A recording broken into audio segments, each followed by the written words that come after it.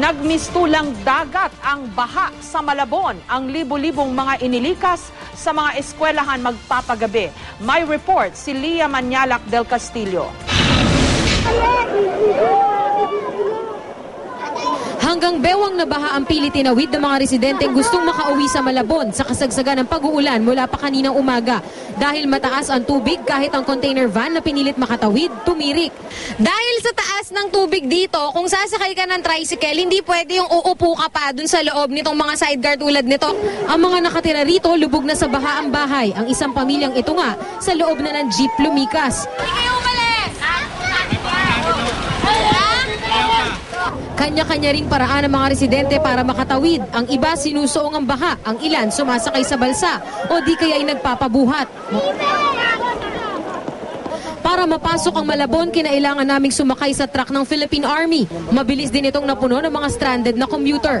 Ang ilang nakasakay ko, hindi napigil umiyak. Mas malala pa raw kasi sa bagyong Ondoy ang nakita nila ngayon sa Malabon.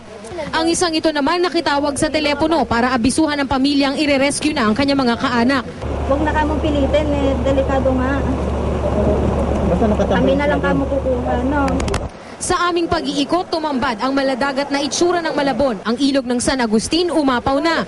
Sa Tonsuya, Malabon, na-rescue naman ng Philippine Army si Baby Alexander na 2 buwan pa lamang. Inilagay siya sa isang plastic container para hindi mabasa ng ulan. Bagong panganak ba yan?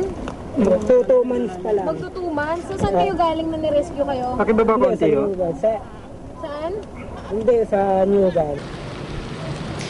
Sabi nila, sanay naman yung mga taga dito sa Malabon sa pagbaha dahil kahit na konting ulan lang ay bumabaha dito. Pero sabi ng kanilang mga opisyal, hindi raw katulad ng mga nakaraang panahon ay first time itong ganito kataas ang tubig at animoy dagat na maging itong bayan ng Malabon.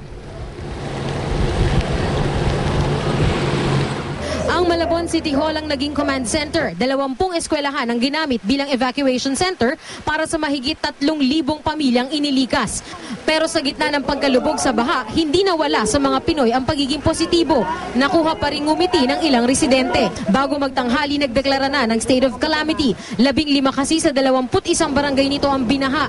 Ang dampalit, lagpas tao ang baha at pinakamahirap maabot ng mga rescuer. Ito normal, kakaiba nga at saka natalo pa Ondoy. Lia Manyalak, GMA News.